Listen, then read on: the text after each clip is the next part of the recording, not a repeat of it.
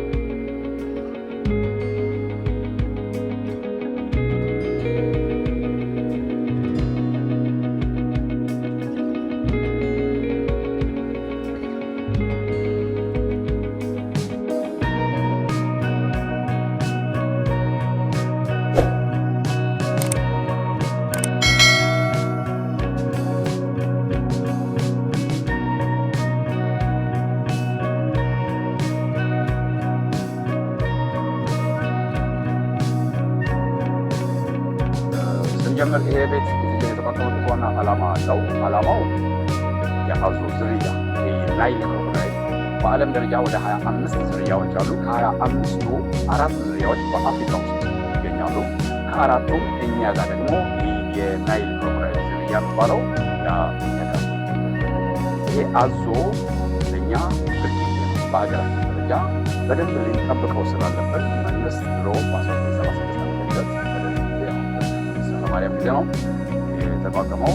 ያንን እንግዲህ የአዞ ዝርያ እንዳይጠፋ ለምሳሌ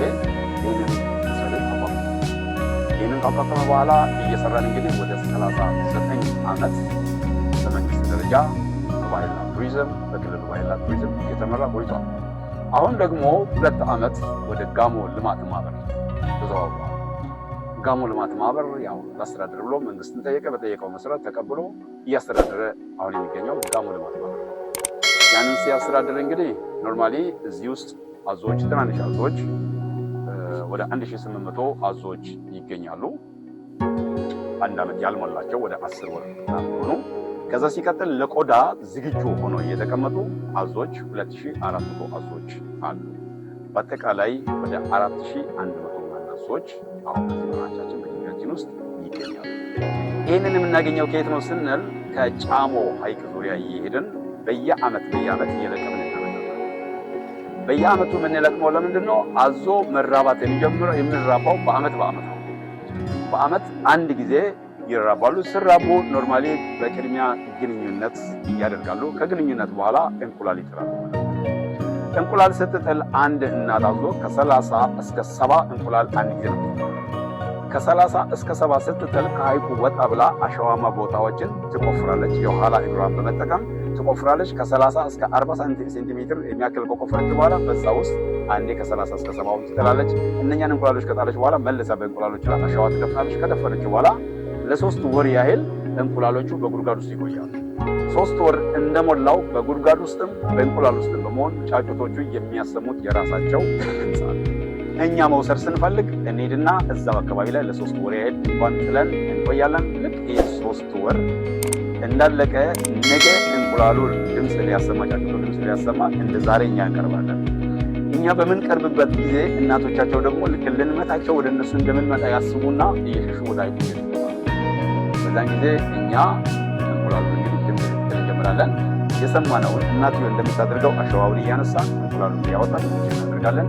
እየሰበሩ በሚወጡበት ጊዜ ይዘናቸው ከዚህ የምንወስድ ሳጥን አለ። በዛ ሳጥን ውስጥ እያደረግን አምጥተን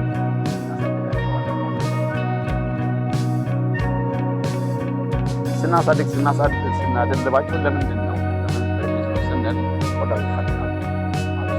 ቆዳው ይፈልጋል ስናመጣ አንደኛ ለቱሪዝም ብለን እናመጣለን። በሁለተኛ ደረጃ ቆዳቸውን ይሸጣል። ቆዳቸው ባሻገር ስጋቸውንም እንደዚህ ለሚፈልግ ሰው ካለ እንሸጣለን። ያው የያዙ ስጋ እንዳልኩኝ ኖርማሊ ይበላል። ምንም አይነት ሳይድ ኢፌክት የለውም።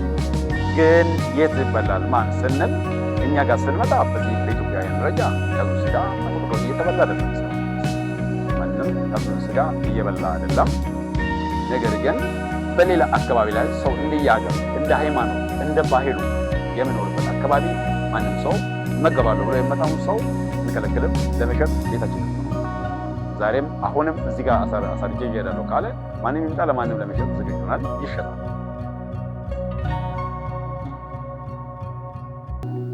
እኛ ይሄ አንዱ አዞ ሲመጣለት የሱ ኪሎግራም ይታወቃል። በዛ ተሰልቶ ስለሚመጣ የራሱን ከበላ ውጪ ሌላ አይበላም። ስለዚህ የጠገበው ምን ይሆናል? ወደ ውሃ ውስጥ እየሄደ ይገባል። ያልበላው ምን ይሆናል? እዚህ አካባቢ ጋር ወዲህ ወዲያ ሲንቀሳቀስ ታገኘዋል። ስለዚህ ምን ታደርገዋለህ? ያነሳ ፊቱ ላይ ተወረውራል። ልክ ሁሉ ረጭ ብሎ እስኪያበቁ ድረስ የተከታተልክ ተወረውራል። አንድ ሰዓታት ያህል ክትትል እያደረግ ትሰጣቸዋለህ። ልክ ሁሉም ሲያበቁ እንደጠገቡ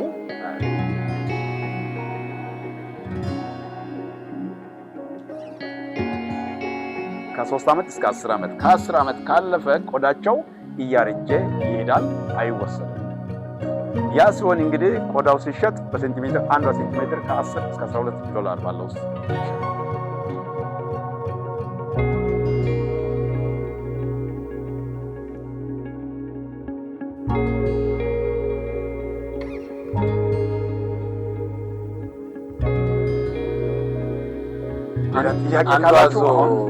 በግራም ስንት ይላል? እንደየ አዞ እድሜ ይወሰናል። አሁን ለምሳሌ ከ0 እስከ 1 ዓመት ያለ አዞ በሳምንት 3 ቀን ይመገባል። በሳምንት 3 ቀን ሲመገብ ከ35 እስከ 50 ግራም ነው የሚበላው። ከ1 ዓመት እስከ 2 ዓመት ያለ አዞ በሳምንት 2 ቀን ይመገባል። ከ50 እስከ 200 ግራም የሚያክል ይመገባል። ከ2 ዓመት እስከ 3 ዓመት ያሉት አዞዎች ደግሞ በሳምንት 1 ቀን ይመገባሉ። ከ250 እስከ 400 ግራም የሚያክል ይመገባል። እንደዚህ እያለ ልክ እድሜው እየጨመረ ሲሄድ ከዛ ሲቀጥል አዞ ከእንቁላል እንግዲህ ተፈልፍሎ ሲወጣ